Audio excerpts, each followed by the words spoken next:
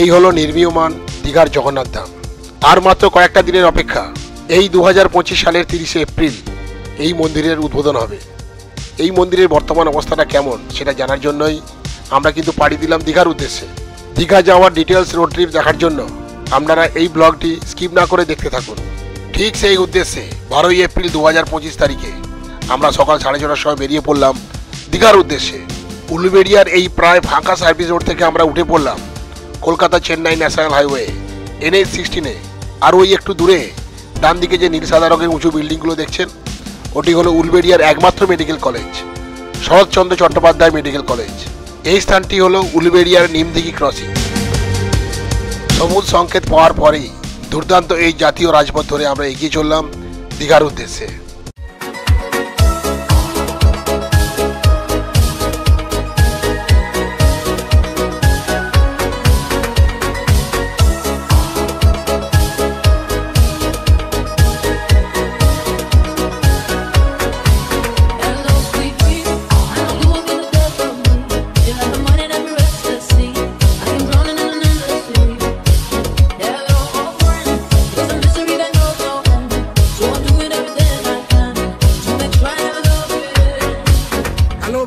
এখন আমরা দাঁড়িয়ে আছি রূপনারায়ণ নদীর উপর, এই কোলাঘাট ব্রিজ বা শরৎ সেতুর ওপর। আজকে হলো 2025 সালের 12ই এপ্রিল, আর দিনটা হলো শনিবার, অর্থাৎ সাপ্তাহিক এই ছুটির দিনে আমরা বেরিয়ে পড়েছি রোড ট্রিপে। আমরা যাচ্ছি টুয়ার্ডস দীঘা। এখানে আমরা একটা 5 মিনিটের হল্ট নিচ্ছি। আর এই রোড ট্রিপে আপডেটেড সিচুয়েশন জানতে গেলে অবশ্যই দেখতে থাকুন ইন্দ্রনীল ব্লগ। আমাদের ম্যাডাম চা করে কিন্তু রেডি হয়ে গেছে।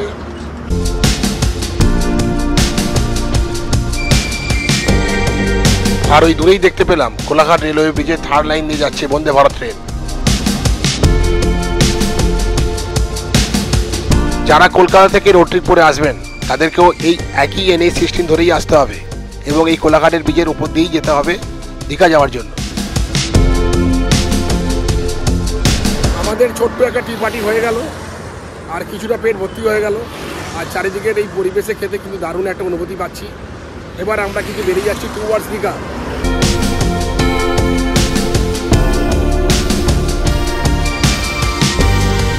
কোলাঘাট ব্রিজ অতিক্রম করার পরই আমরা কিন্তু পৌঁছে গেলাম হলদিয়া মোড়ে। এই NH-16 কিন্তু সোজা চলে যাচ্ছে খড়গপুরের দিকে। আমরা এবার বাম দিকে টার্ন নিয়ে নিচ্ছি দীঘা যাওয়ার জন্য। আর এই ন্যাশনাল হাইওয়ে NH-116 বা কোলাঘাট হলদিয়া হাইওয়ে নামেই পরিচিত। আমরা নন্দকুমার থেকে আবার ডান দিকে টার্ন নিয়ে চলে যাব দীঘার দিকে।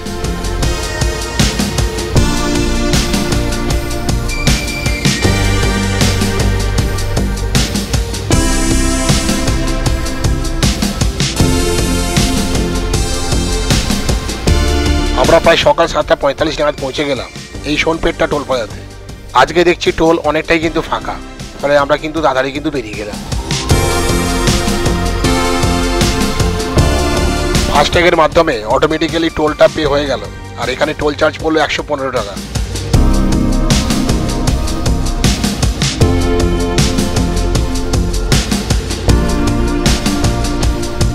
আজকে হলো হনুমান জয়ন্তী, অর্থাৎ ভগবান হনুমানের জন্মদিন। সেই উপলক্ষে রাজপথ সেজে উঠেছে ভগবান হনুমানের গেরুয়া পতাকায়।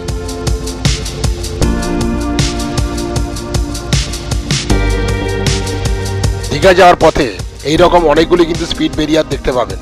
এই স্পিড ব্যারিয়ার থাকার ফলে গাড়িগুলো কিন্তু সব একটা চ্যানেল দিয়ে যাচ্ছে, আর যার ফলে ট্রাফিকের মুভমেন্টও স্লো হয়ে গেছে। এই ন্যাশনাল হাইওয়েটি গুরুত্বপূর্ণ শিল্পবন্দর শহর হলদিয়াকে সংযুক্ত করেছে। আবার অন্যদিকে এই পূর্ব মেদিনীপুর জেলার অন্যতম সমুদ্র সৈকত দীঘাকেও সংযুক্ত করেছে। এর ফলে এই রাস্তায় যানবাহনের চলাচলের সংখ্যা অত্যন্ত বেশি।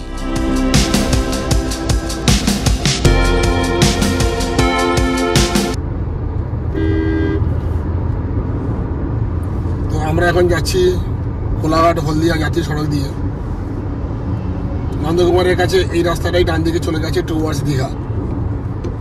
এই রাস্তার কন্ডিশন তো খুবই ভালো, সমস্যাটা অন্য জায়গায়।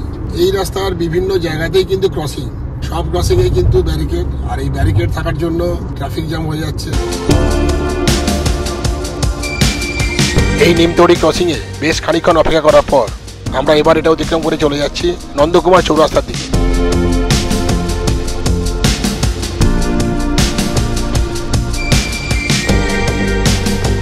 এই রাস্তায় অত্যধিক স্পিডে গাড়ি না চালানোই কিন্তু ভালো। আর দেখুন সামনে এই ধরনের অসুবিধে যখন তখনই পাবেন। স্পিড ব্যারিয়ারের পর একটা লরি আড়াআড়িভাবে ক্রস করছে। গাড়ির স্পিড নিয়ন্ত্রণে থাকলে অনেক সমস্যা থেকে কিন্তু মুক্তি পাওয়া যায়।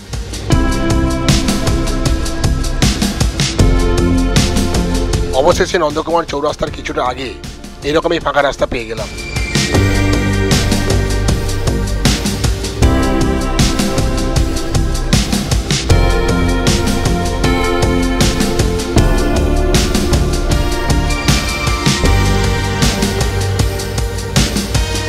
আমরা পৌঁছে গেলাম নন্দকুমার চৌরাস্তার ক্রসিংয়ে। এখানেও কিন্তু স্পিড ব্যারিয়ার আছে এবং সিঙ্গেল চ্যানেল এন্ট্রি হওয়ার কারণে সার দিয়ে লরি সব দাঁড়িয়ে আছে। আমরা বাম দিকের লেন দিয়ে কিছুটা এগিয়ে যাওয়ার চেষ্টা করছি। আমাদেরকে কিন্তু আবার এই ডান দিকের লেনে কিন্তু ঢুকতেই হবে। আর দেখুন সামনেই কিন্তু স্পিড ব্যারিয়ার আছে।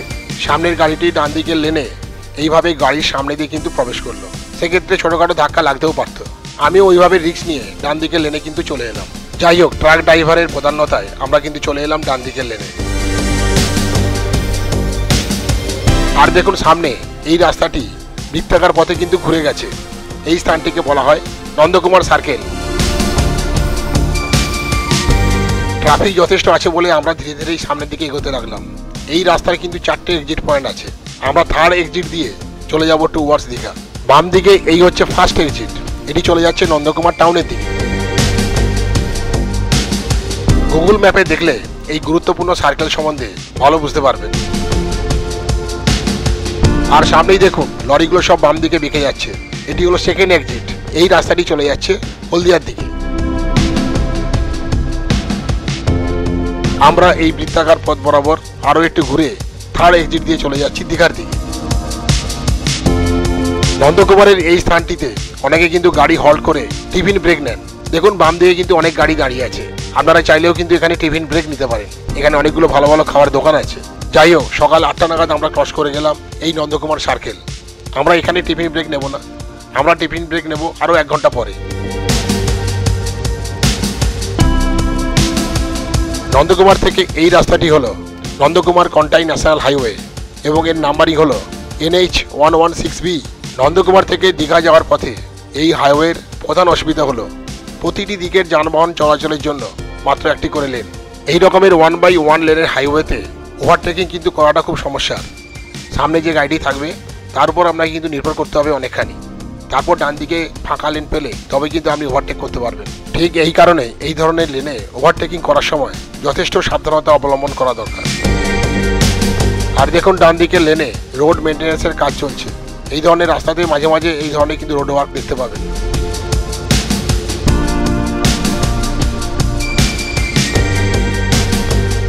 নন্দকুমার সার্কেল থেকে 10 মিনিটের মধ্যে পৌঁছে গেলাম হলদি নদীর ওপর এই নরঘাটের ব্রিজের অ্যাপ্রোচে। এই সেতুটির অফিসিয়াল নাম হলো মাতঙ্গিনী সেতু।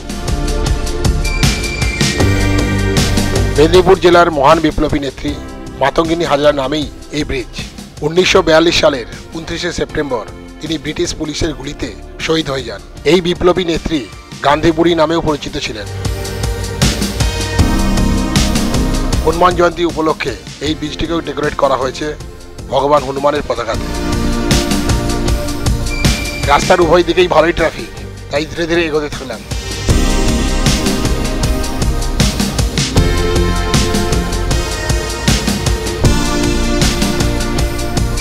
আমরা এখন অতিক্রম করছি মগরাজপুর ফ্লাইওভার।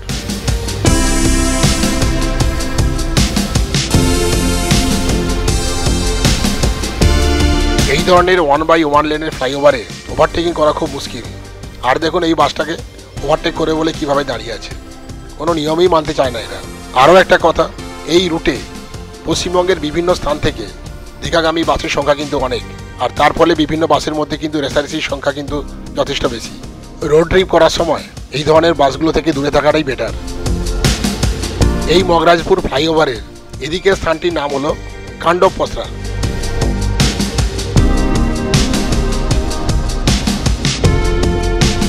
সামনে দেখুন দুটো লেনেই প্রায় গাড়ি ভর্তি। ওদিক থেকে কোনো গাড়ি আসছে কিনা বোঝা যাচ্ছে না। তাই আমি ওভারটেকিংয়েরও কোনো চান্স নিচ্ছি না। সামনের গাড়ির মুভমেন্ট দেখে এগোনোর চেষ্টা করছি।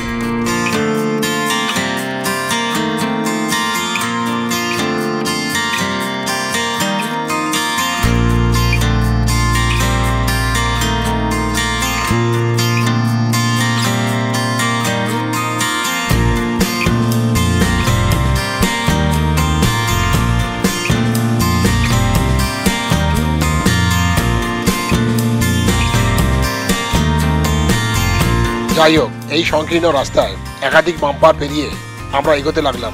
এই কাণ্ডপসরা থেকে দীঘার দূরত্ব এখন 80 কিলোমিটার আর নাচিন্দার দূরত্ব 30 কিলোমিটার।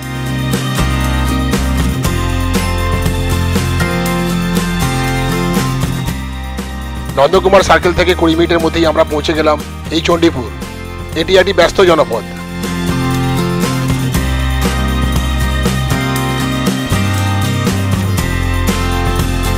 সামনেই চণ্ডীপুর ফ্লাইওভার। এই ফ্লাইওভারে ওঠার আগেই কিন্তু ভালো মতো ট্রাফিক জ্যাম। আর এই ফ্লাইওভারের বাম দিক দিয়ে গেলে নন্দীগ্রাম।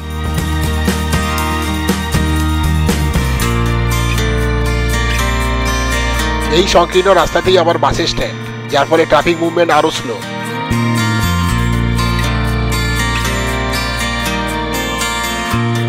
অবশেষে ট্রাফিক কাটিয়ে আমরা চলে এলাম নন্দীগ্রাম ওভারব্রিজের সামনে। আর ওই বাম দিকে যে রাস্তাটি চলে যাচ্ছে ওটা কিন্তু চলে যাচ্ছে সোজা নন্দীগ্রাম।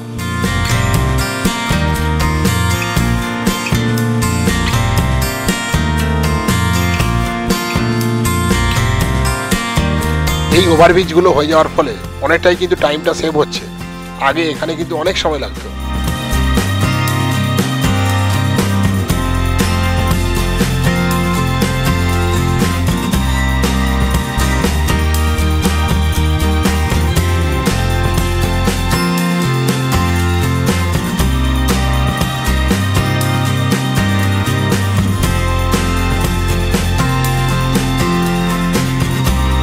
সকাল 8:30 নাগাদ আমরা পৌঁছে গেলাম বাজকুল। এই বাজকুলও একটি ব্যস্ত জনপদ, কিন্তু এখানে এই মুহূর্তে খুব বেশি ট্রাফিক জ্যাম নেই।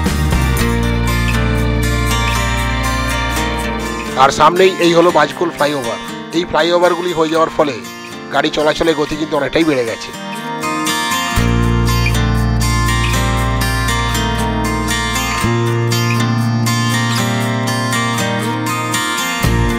এই 1/1 হাইওয়ের আরো একটা অসুবিধা দেখুন। আর দেখুন সামনে ওই যে একটা বড় লরি যাচ্ছে, এই লরি কিন্তু দ্রুত গতিতে মুভমেন্ট করতে পারছে না। আর যার ফলে পেছনে সব গাড়ি স্লো হয়ে যাচ্ছে। আবার ওভারটেকও করা সম্ভব হচ্ছে না, কারণ ওদিক থেকেও ক্রমান্বয়ে গাড়িগুলো আসছে। এই সব রাস্তায় গাড়ি চালাতে হচ্ছে কিন্তু অনেক ধৈর্যের সঙ্গে।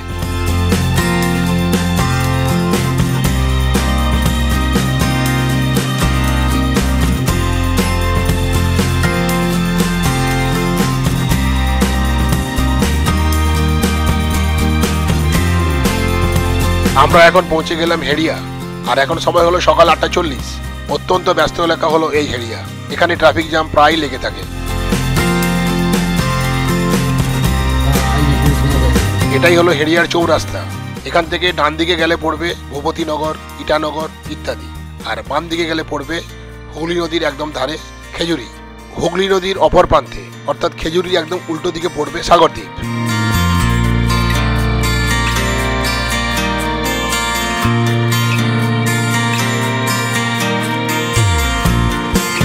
হেড়িয়ার পর আবার একটা দারুণ ফাঁকা রাস্তা পেলাম।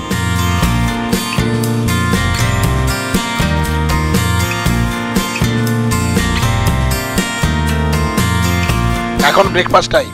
এই সুন্দর হাইওয়ের পাশেই আমরা কিন্তু পেয়ে গেলাম একটা দারুণ ধাবা। আর দেখুন কেমন আন্তরিকভাবেই আমন্ত্রণ জানাচ্ছে।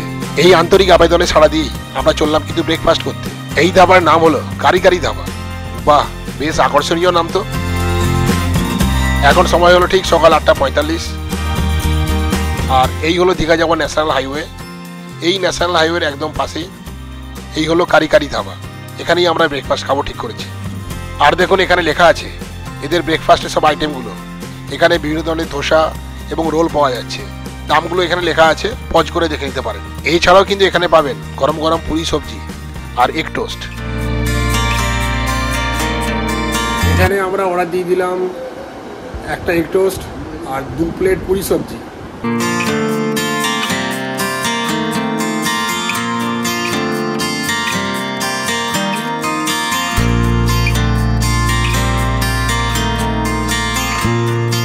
সময় হলো ঠিক সকাল 9:15, আর আমরা এই কারি ধাবাতে ব্রেকফাস্ট করে নিলাম। এখানে আমরা 1 প্লেট এগ টোস্ট নিয়েছিলাম আর 2 প্লেট পুরি সবজি নিয়েছিলাম। পুরি সবজি হচ্ছে 60 টাকা করে প্লেট আর এগ টোস্ট 40 টাকা করে প্লেট।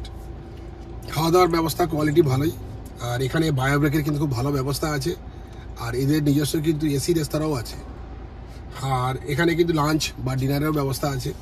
লাঞ্চের ক্ষেত্রে এখানকার যে মাছের থালি, কাতলা মাছের থালি 150 টাকা, চিকেন থালি 150 টাকা, রুই মাছের থালি 120 টাকা, আর এগ থালিও 120 টাকা।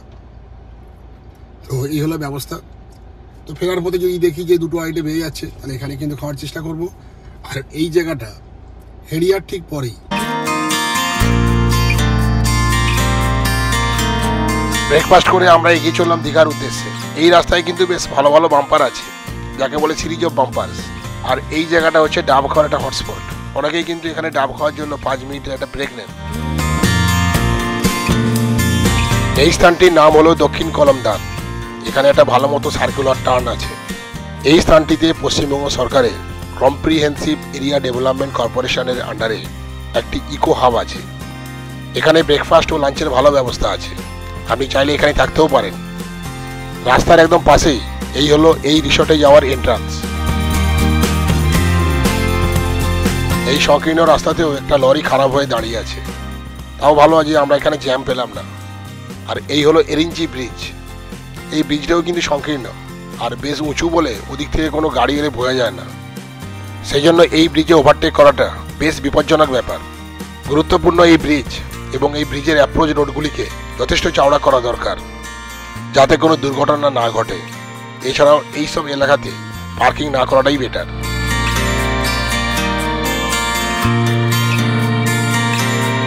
আমরা পৌঁছে গেলাম কালীনগর, আর এই হলো রসুলপুর নদীর উপর কালীনগর ব্রিজ। এই ব্রিজটির অফিসিয়াল নাম হলো শহীদ ক্ষুদিরাম ব্রিজ।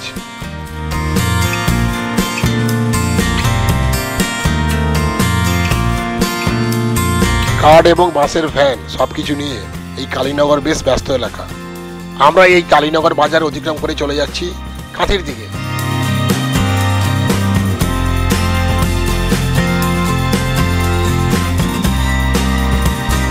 এখন আমরা প্রবেশ করলাম কাঁথি শহরে। কাঁথি শহরে ট্রাফিক জ্যামকে কাটিয়ে এই বাইপাস ধরে এখন আমরা যাচ্ছি। আর এই বাইপাসের সুন্দর একটা নামও আছে, এর নাম হলো রূপসী বাইপাস।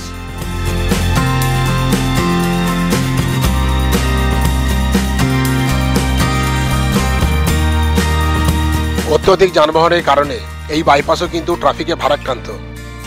আমরা এবার ডান দিকে টার্ন নেব, তাই এই ট্রাফিক সিগন্যালে আমরা এখন ওয়েট করছি। আমরা ডান দিকে টার্ন নিয়ে এই রূপসী বাইপাস ধরে চলে এলাম দীঘাকন্টাই রোডে। আর সোজা গেলে কিন্তু চলে যাবেন কাঁথি শহরে। কাঁথি শহর থেকে দুটি রাস্তা কিন্তু বেরিয়ে গেছে। একটা হলো জুনপুর রোড, যেটা চলে যাচ্ছে বঙ্গোপসাগরের তীরে জুনপুর সি বিচে। আরেকটি রাস্তা যেটি প্রমথ ব্যানার্জি রোড এবং পেটুয়াঘাট রোড হয়ে চলে যাচ্ছে বাঁকিপুর সি বিচের দিকে। এছাড়াও আছে লাল কাংড়ার বিচ। গুগল ম্যাপে দেখলে বোঝা যাবে কাঁথি শহরের কাছাকাছি এইসব বিচগুলি।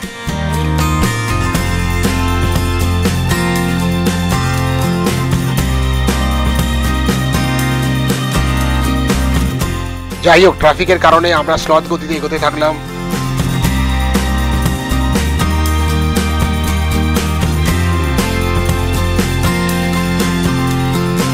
আমরা পৌঁছে গেলাম কাঁথি খড়গপুর বাইপাস ক্রসিং এর কাছে। ওই দেখুন ওপরে সাইনবোর্ডে লেখা আছে এই ক্রসিং থেকে খড়গপুর 90 কিলোমিটার, যেটা আপনাকে ডান দিকে বেঁকে যেতে হবে। আর সোজা গেলে দীঘা, যেটা এখনো 34 কিলোমিটার যেতে হবে।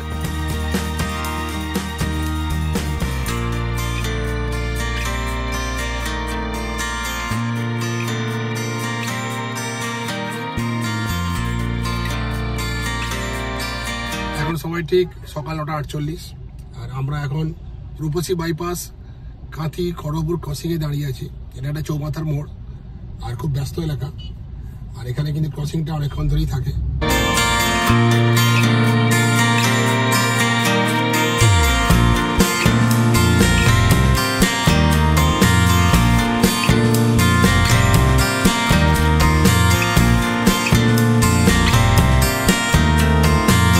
খড়গপুর বাইপাস ক্রসিং ক্রস করে আমরা এই রূপসী বাইপাস ধরে চলে এলাম কাঁথির সেন্ট্রাল বাস স্ট্যান্ডে। এটাও একটা ব্যস্ত এলাকা, আর এটা বাস স্ট্যান্ড হওয়ার কারণে এখানে কিন্তু ট্রাফিক সবসময়ই থাকে। অনেকেই কিন্তু এখানে ব্রেকফাস্ট খাওয়ার জন্য এখানে কিন্তু হল্ট করেন, কিন্তু 4 চাকা রাখার জন্য এটা খুবই কিন্তু অসুবিধাপূর্ণ জায়গা।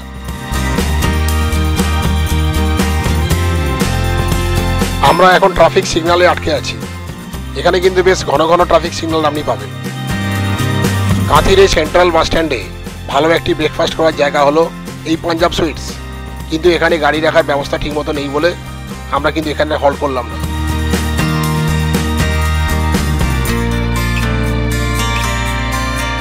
দেখুন উপরে সাইনবোর্ডে লেখা আছে কাঁথি টাউন বাম দিকে 2 কিলোমিটার, আর এখান থেকে দীঘা মাত্র 32 কিলোমিটার। তো আমরা কিন্তু এবার ডান দিকে টার্ন নিচ্ছি দীঘা যাওয়ার জন্য, আর রূপসী বাইপাসও কিন্তু এখানে শেষ হয়ে যাচ্ছে।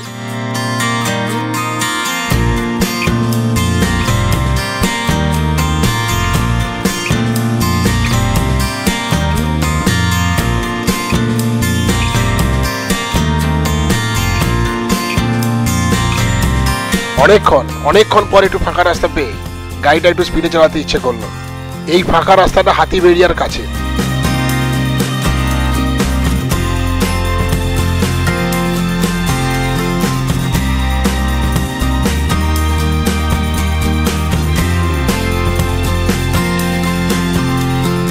আগামীকাল অর্থাৎ 13ই এপ্রিল রবিবার নীল ষষ্ঠীর পুজো। এই দিনে সন্তানের মঙ্গল কামনায় ভগবান শিব এবং পার্বতীর আরাধনা করা হয়। সেই উপলক্ষে এখানকার স্থানীয়রা শিব এবং পার্বতী সেজে চাঁদা তুলছে।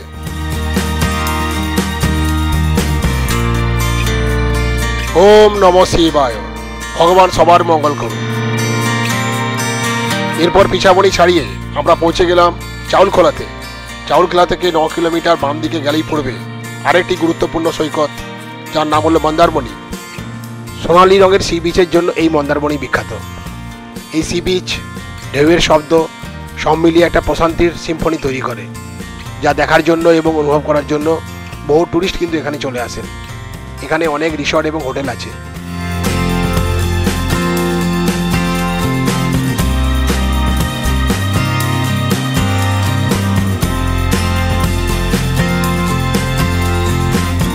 চাউল খোলার পর এই সাপুয়াতে এসেও একইভাবে কিন্তু নীল ষষ্ঠীর জন্য চাঁদা দিতে হলো।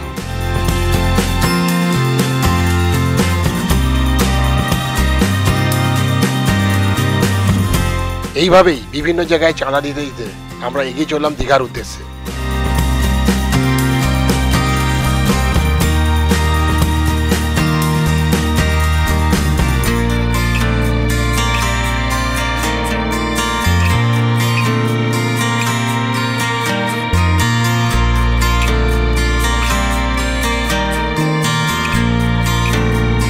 এখন সময় ঠিক সকাল 10:15, আর আমরা অতিক্রম করে যাচ্ছি দেউলি।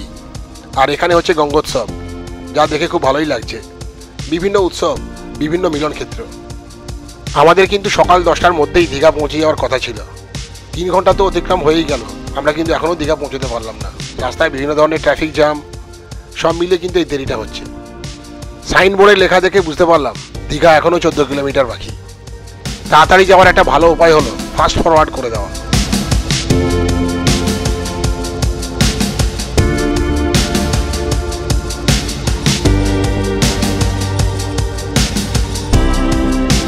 আগামীকাল অর্থাৎ রবিবার নীল ষষ্ঠী, আর সেই উপলক্ষে এখানে কিন্তু বিভিন্ন জায়গায় চাঁদা তোলা হচ্ছে। তার ফলে এই ধরনের কিন্তু ট্রাফিক জ্যাম। এখানে কিন্তু রাস্তা অনেকটাই সংকীর্ণ, ন্যাশনাল হাইওয়ে হওয়ার পক্ষে একদমই উপযুক্ত নয়। আর দেখুন এখান দিয়ে সব বড় বড় সব বাস পাস করছে, আবার চাঁদা তোলা হচ্ছে, সব মিলে একটু বড় রকমের ট্রাফিক জ্যাম।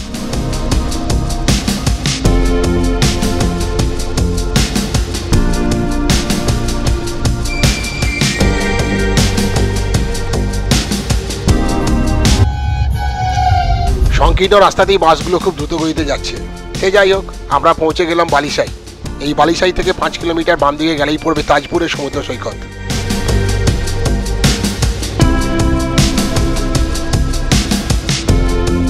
আমরা পৌঁছে গেলাম 14 মাইল। আর বাম দিকের এই রাস্তাটা দেখুন, এই রাস্তা দিয়ে কিন্তু যাওয়া যায় শঙ্করপুরের বিখ্যাত সি বিচে। আর এই হলো চম্পা নদীর উপর 14 মাইল ব্রিজ। এই ব্রিজের উভয় দিক দিয়ে কিন্তু শঙ্করপুর যাওয়া যায়।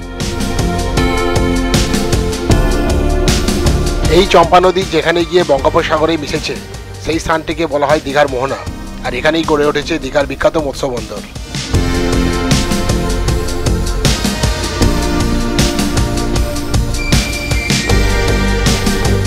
এই হলো অত্যন্ত ব্যস্ত জনপদ রামনগর। এই রামনগর থেকে নিউ দীঘা রেলওয়ে স্টেশনের দূরত্ব মাত্র 10 কিলোমিটার। একটা ছোট্ট খালের উপর হলো এই ব্রিজ। এই খালটি কিন্তু চম্পা নদীর সঙ্গে গিয়ে মিশে গেছে।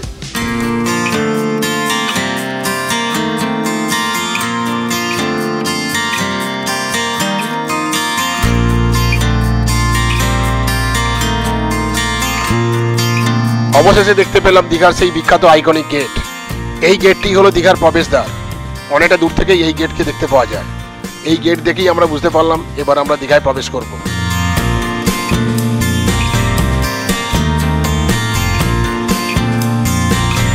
একটা নান্দনিক শিল্পকর্মের প্রতীক এই হলো দীঘা গেট। এখানে রাস্তা কিন্তু একটু চওড়া। একটা সামুদ্রিক জীবন, নৌকা, ঢেউয়ের প্রতীক হলো এই গেট। রাত্রিবেলায় এলইডি আলোর ঝর্ণায় এই গেটটিকে দেখতে দারুণ লাগে।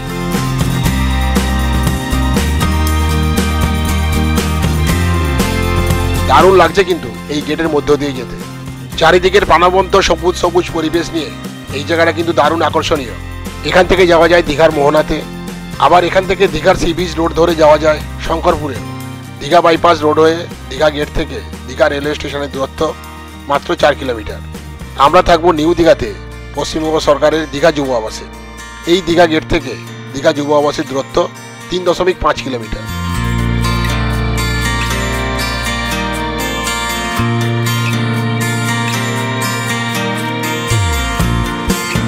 আমরা পৌঁছে গেলাম দীঘা বাইপাস স্বামী বিবেকানন্দ স্ট্যাচুর কাছে। এখান থেকেই আমরা ডান দিকে টার্নিং নিচ্ছি। দীঘা কন্টাই রোড থেকে আমরা কিন্তু ডান দিকে টার্ন নিয়ে এই দীঘা বাইপাস রোড ধরে নিলাম। এই সময় যারা নিউ দীঘাতে থাকবেন তারা অবশ্যই এই দীঘা বাইপাস রোড ধরে যাবেন।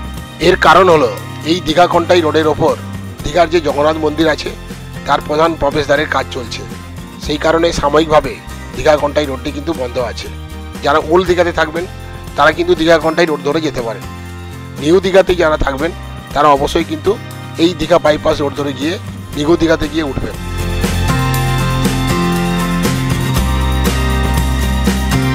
আমরা এখন দীঘা বাইপাস রোড ধরে এগিয়ে চললাম নিউ দীঘার দীঘা যুব আবাসের উদ্দেশ্যে।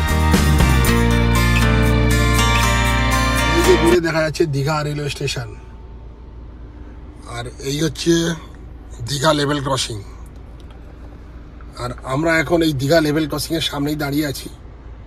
আর আমরা কিন্তু যাচ্ছি এখন দীঘা বাইপাস রোড ধরে। আর দীঘা যুব আবাসে আমরা যাচ্ছি, ওখানেই আজকে আমরা 1 নাইট স্টে করব। তো দীঘা যুব আবাস এই বাইপাসের একদম ধারেই, যেখানে বাইপাস শেষ হচ্ছে ঠিক সেখানেই কিন্তু দীঘা যুব আবাস। তারপরে দীঘা যুব আবাস আসতে গেলে এই বাইপাস রোড দিয়ে কিন্তু আসাটাই সব থেকে বেটার। এই দীঘা বাইপাস রোডের ওই ট্রেন আসছে। এই দীঘা বাইপাস রোডের প্রধান সমস্যা হলো এই লেভেল ক্রসিং। লেভেল ক্রসিংয়ে যদি একবার আটকে যান প্রায় 10 মিনিট আপনাকে দাঁড়াতেই হবে। প্রচুর গাড়ি কিন্তু এলোমেলোভাবে দাঁড়িয়ে গেছে। এই যে ডিসিপ্লিনটা এখানে মেনটেন করেনি, তার ফলে ওদিক দিয়ে গাড়ি এলে আবার সেই ট্রাফিক জ্যাম। একটা নির্দিষ্ট নিয়মে দাঁড়ালেই জিনিসটা ভালো থাকে তা কিন্তু নয়। সামনে ফাঁকা থাকলে ওদিকের যে রুটটা আছে ওদিকের রুট পুরো ব্লক। ওই যে গাড়ি যাচ্ছে। এই তাম্রলিপ্ত এক্সপ্রেস দীঘা থেকে ছাড়ছে সকাল 10:35 এবং 3 ঘন্টা 20 মিনিট জার্নি করে হাওড়া পৌঁছে যাচ্ছে বেলা 1:55। দীঘা থেকে হাওড়া সেকেন্ড সিটিংয়ের মূল্য হলো 105 টাকা এবং এসি চেয়ার কারের মূল্য হলো 380 টাকা। যারা সন্ধ্যাবেলায় দীঘা থেকে হাওড়ার উদ্দেশ্যে আসতে চান সেই সন্ধ্যাবেলায় তো একটি এক্সপ্রেস ট্রেন আছে, এটি হলো কান্ডারি এক্সপ্রেস। দীঘা থেকে এটি সন্ধ্যে 7:20 ছাড়ে এবং 3 ঘন্টা 20 মিনিট জার্নি করে রাত্রি 10:40 পৌঁছে যাচ্ছে হাওড়া স্টেশনে। ট্রেনের ফেয়ারও কিন্তু একই থাকছে এখানে। একইভাবে হাওড়া থেকে দীঘা আসার ট্রেনের টাইম এবং ফেয়ার এখানে দিয়ে দেওয়া হলো, আপনারা কিন্তু পজ করে দেখে নিতে পারেন। হাওড়া থেকে দীঘা এই 186 কিলোমিটার জার্নির মধ্যে ট্রেনগুলি এই সমস্ত স্টেশনে দাঁড়াবে। একইভাবে দীঘা থেকে হাওড়া যাওয়ার মধ্যে ট্রেনগুলি এই সমস্ত স্টেশনগুলোতে দাঁড়াবে।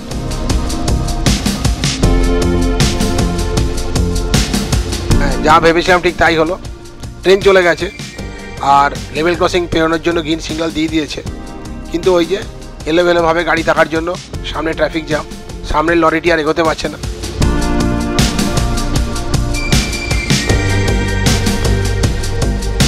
অবশেষে কয়েক মিনিট পর সমাধান সূত্র মিলল এবং আমরা ধীরে ধীরে এগোতে থাকলাম লেভেল ক্রসিং পেরিয়ে।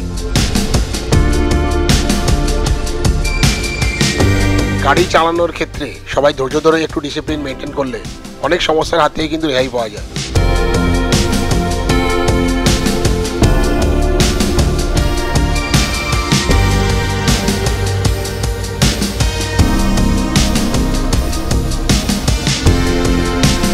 এই দীঘা বাইপাস রোডটি, যেটি NH 116B এর অংশ, এই রোডটি দীঘা কন্টাই রোডের সঙ্গে অমরাবতী পার্কের কাছে এসে সংযুক্ত হয়েছে।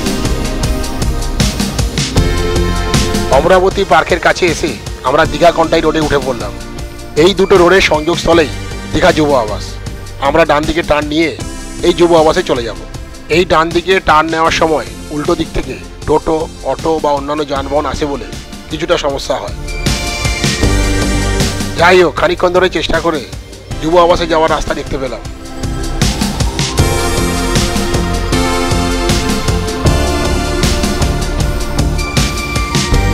এরপর সোজা চলে যাচ্ছি যুব আবাসের দিকে।